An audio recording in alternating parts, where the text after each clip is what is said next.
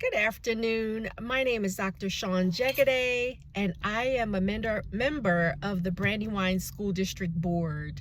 I am coming to you this afternoon, as you can see from my car, as I am in between work assignments, with something that's very important that has been heavy on my heart and that I'd like to share with our Brandywine School District community. And then I'd like for you to consider and act as a result of what I share with you and as a result of the events that have been occurring. Many of you were in person at the March board meeting, or perhaps you were live on Zoom, or even if you weren't live in either of those formats, perhaps you've seen the video afterwards. And so by now you've heard that at the March school board meeting, the members of the board as a whole, by majority vote, 4-3, voted to appoint a superintendent to take the place as new superintendent when the current superintendent, Lincoln Holder, retires at the end of this school district.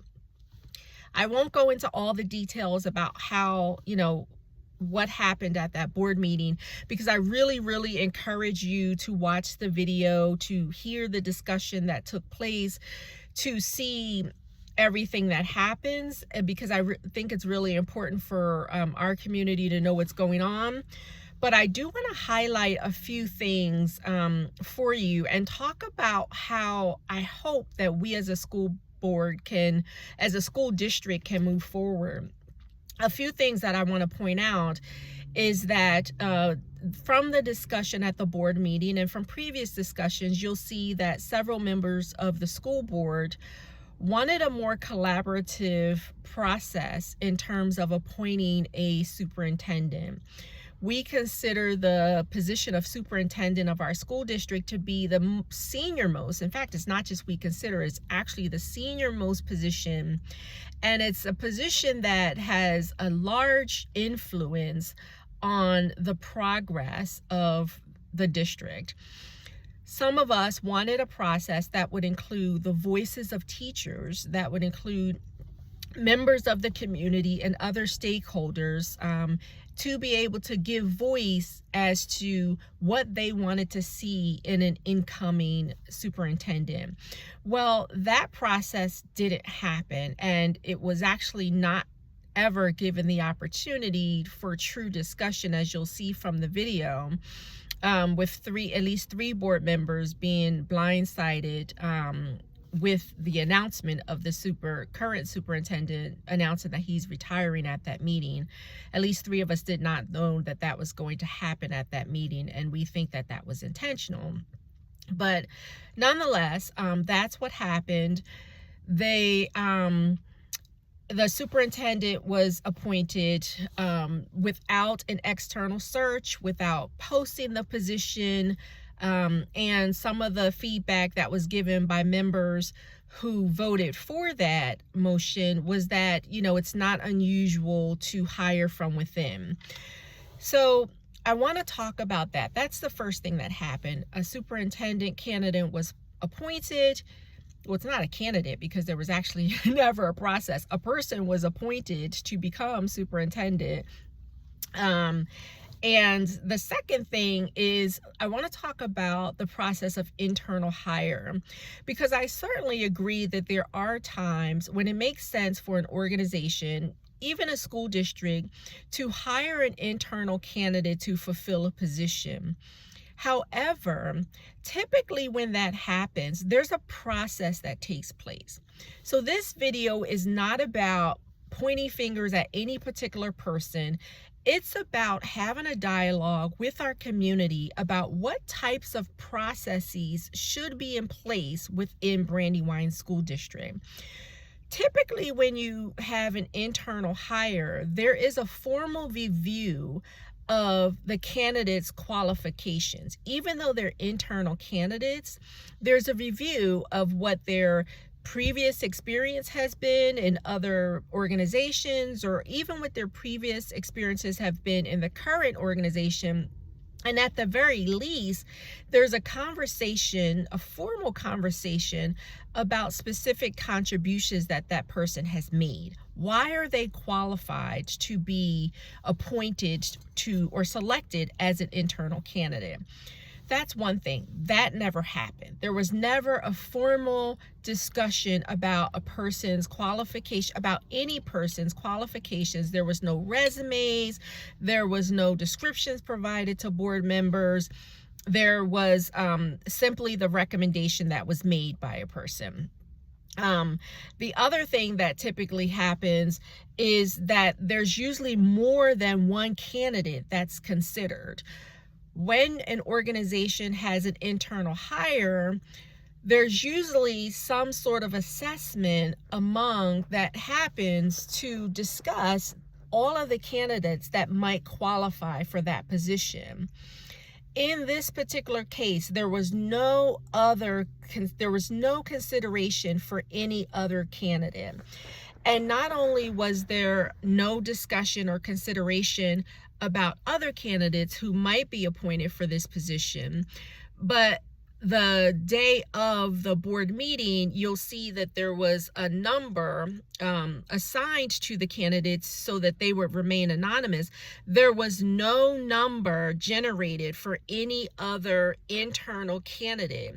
So in other words, even if one of the board members wanted to recommend another internal candidate at that meeting, it could not have happened because board members were forbidden to use the names of actual persons, and there was only one anonymous number generated by district council or generated by the appointed lawyer for the candidate who was selected. So what that means is that there must have been previous conversations or meetings that took place amongst the people involved to determine that this candidate was going to be appointed outside of the regular meetings where these kinds of conversations are required to happen by state law, i.e. executive session, because there was only one number assigned. Okay, so when the people talk about the fact that an internal process is normal, that's not what we're talking about here. That's not what happened here. And I want to be very clear about that. This was not a process. This was an appointment that was put forward by as a result of a recommendation that was made. There was no process of reviewing qualifications by the board, and the board, according to state code, is the one responsible for selecting and hiring and evaluating a superintendent. That never happened. So the last thing that that's the second thing. The first thing is a person was appointed without any collaboration, without any external review, no feedback from external stakeholders outside of the few people in current leadership who provided that recommendation and the people on the board who determined that that would be the best way to go forward. And then the third thing that I want to point out from that is even the process within the board. So if you look at Delaware State Code, the school board of the district is supposed to be a collaborative body that functions by Robert's Rules of Order, and there are very specific requirements in terms of how information is shared, where that information can be shared in terms of whether it's an executive session or in a public meeting, and how the public has to be informed about those decisions, both at those meetings and with notice being made prior. One of the things that you'll notice that happened at the March meeting is at least 3 of the board members were not informed that the superintendent was going to make an announcement about retiring prior to that meeting. This is my opinion. Now, that's a fact. That I know happened. My opinion is that the reason why that didn't happen is because people wanted to sort of circumvent the process of having a true discussion when a motion was made, so that and that way the members, the 3 members who weren't informed could be blindsided by that motion and not have the opportunity or the time to make a motion, as board member Ralph Ackerman did in the public meeting. They wouldn't have time to make any other sort of motion. And the reason why is because those members already knew that they had at least 4 counts. So once the motion is on the floor, a vote has to be taken regardless of what discussion is made.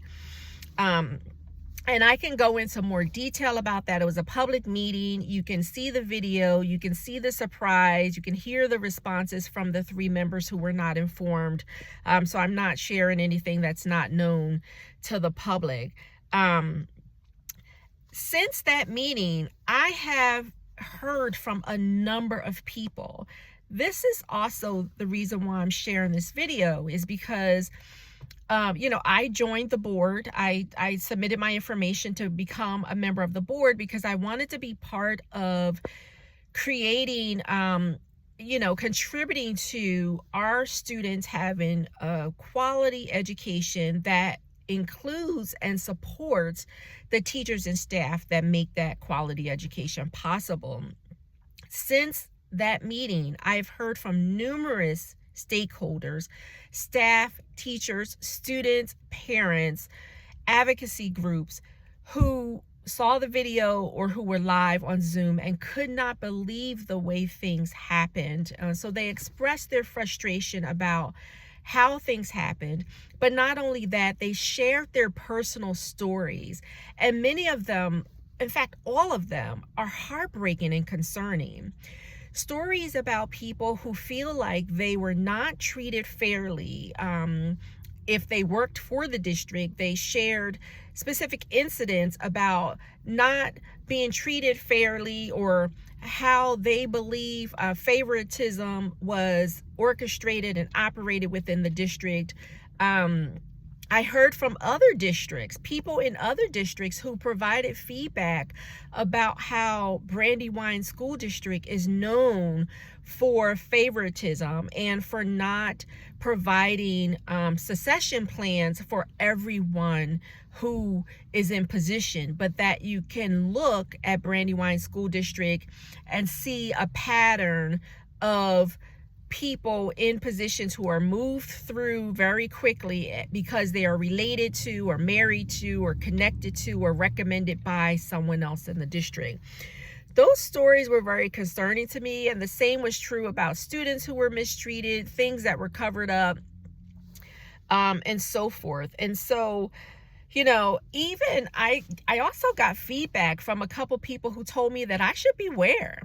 They actually warned me and said that because I and other people spoke out, that we were now a target of the current district leadership, that we were being targeted, and that they were sure we would be a target because they themselves had experienced the same thing, because they could point to a pattern of people speaking out and then either being demoted or being pushed aside or overlooked for promotions and things like that. And so that I should be concerned about my 2 children who are students in the school district. I took that to heart. But again, as I said, I joined the school district because I believe in education. I believe in teachers. I've served as a teacher, a substitute teacher, for many years. I've worked as a full-time district employee at the district level in Washington, D.C., and I believe very strongly that our teachers and staff members and service providers and all of the people who work so hard, custodians, police officers, all of the people that on a daily basis create learning environments and develop curricula so that our students can have a quality education. I believe that they deserve a workplace and a work culture that is not toxic and that is not hostile. I believe that they deserve a work culture that is collaborative, that is research driven, and that is not based upon favoritism, nepotism, or friendshipism, or whatever else we want to call it.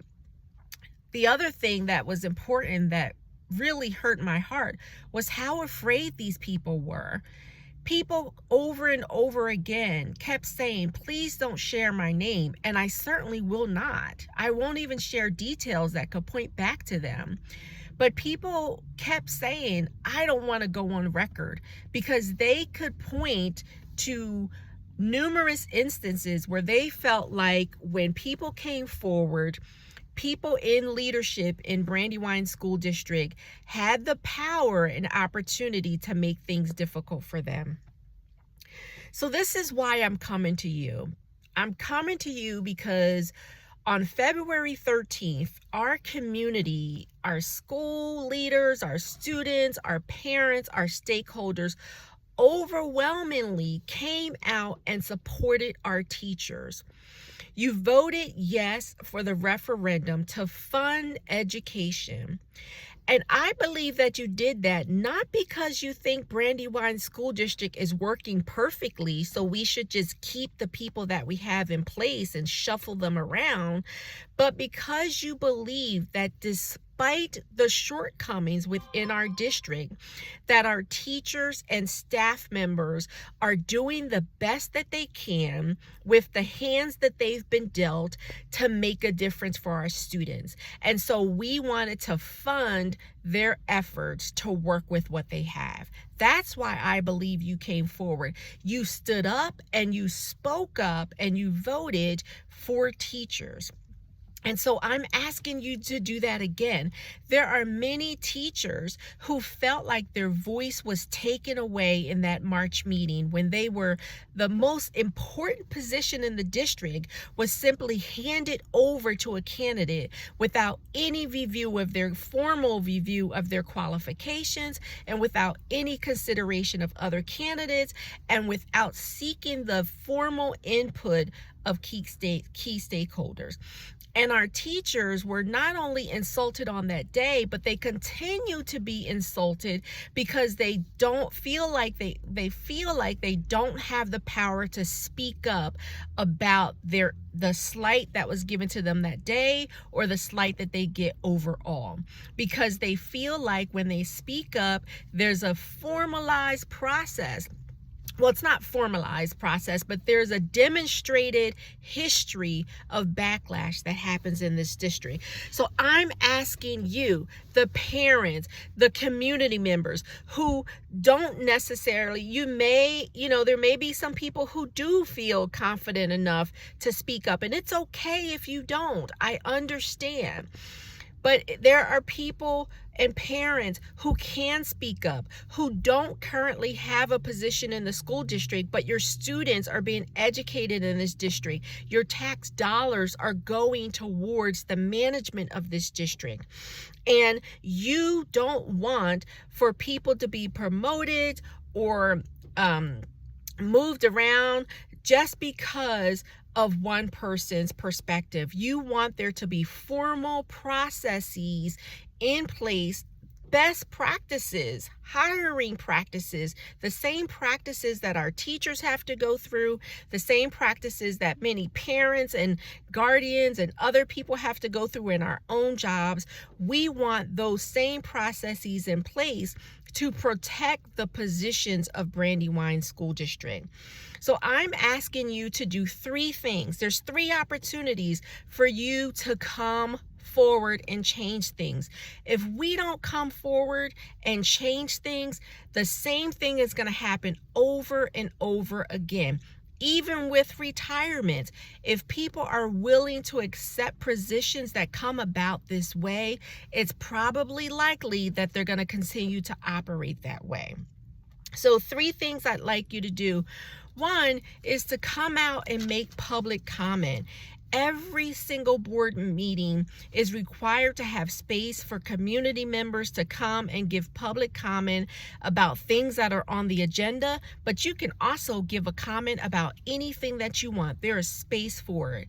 You can come in person, come prior to the meeting starting so that you have time to sign up for it. And you can sign up on Zoom. If you can't be there in person, you can sign up ahead of time on the website to give your public comment during the meeting via Zoom. We're going to keep pushing. I've noticed personally that the public comment section is pushed all the way to the back of the meeting, where we're usually 2, sometimes 3 hours into it before it comes up. Maybe that's done on purpose so we don't have to hear from people. Maybe it's not. But we're going to keep pushing that those public comments be pushed forward and that there's more time given to them. The next meeting that we have is Monday, April 15th. It's at Brandywine High School. It will be streamed live on Zoom. The agenda is always published ahead of time, and I'm going to put a link to what the agenda is going to be in that in the comments for this video. But I'll tell you now, one of the things that needs to be discussed is a contract for the incoming superintendent. Again, it wasn't just in March. Several of us have requested that we have a board workshop where we can allot a generous amount of time to reviewing the superintendent's contract. We want to be able to look at the needs of the district, look and see how the district has evolved since the last contract was generated, and determine with stakeholder feedback what needs to be in that contract. What do we have? What do we expect from our next superintendent? How are we going to hold them accountable?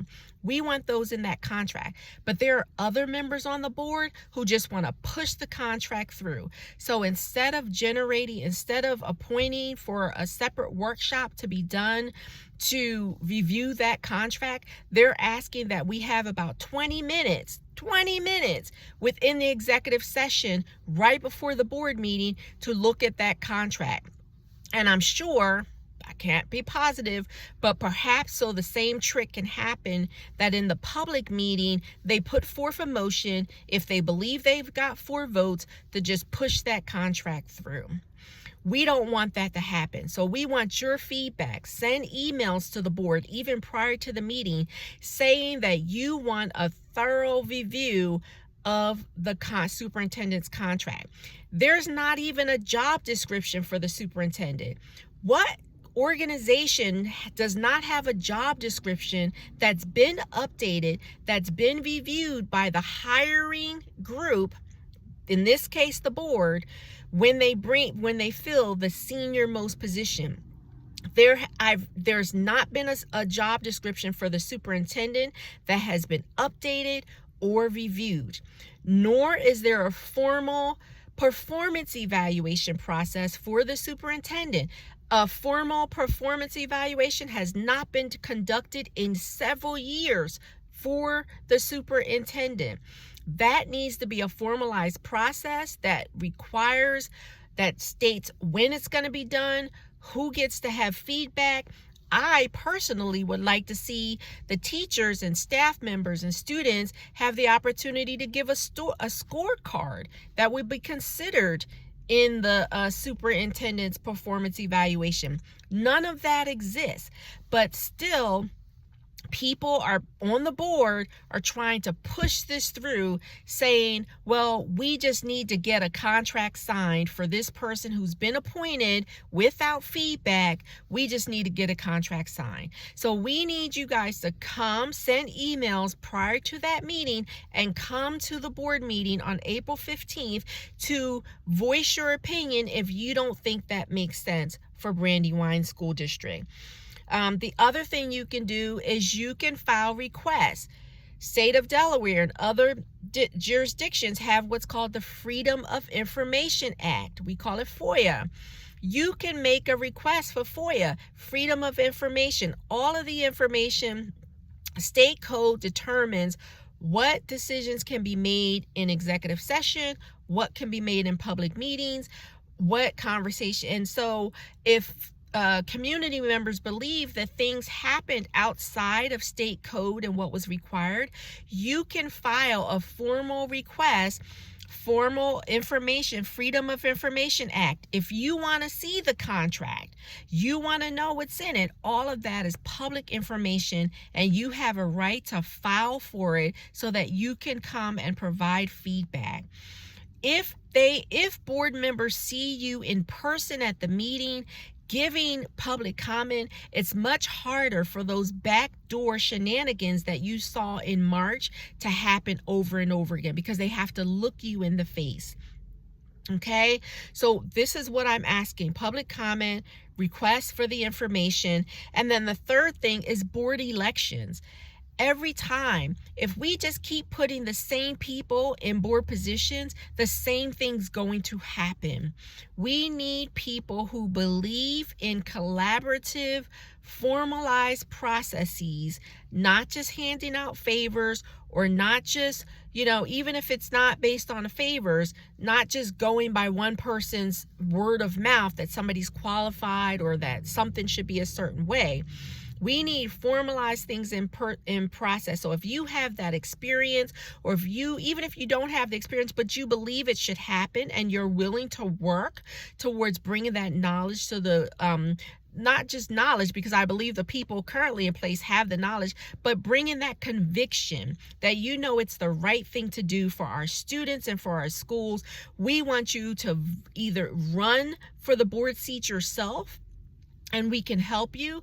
Or if you don't want to run yourself, vote for someone different. You saw the people who did not include voices. Don't keep voting them in over and over again if we don't want our teachers to be afraid to speak up. So again, my name's Dr. Shawn Jegede. I'm sorry the video's a lot longer than I wanted it to be, but I just really could not stay silent anymore. I haven't talked about any specific personnel issues. I'll be clear on that, because people have been trying to threaten us and silence us.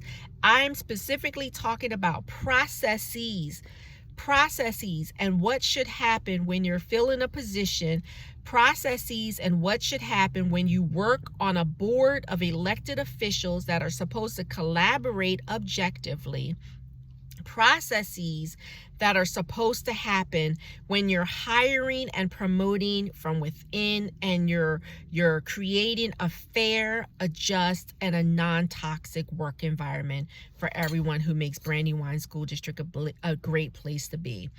So if you have any questions, you can email me. My first name is Shawn, SHAWN. My last name is Jegede, JEGEDE. I have a BSD email address as a member of the board.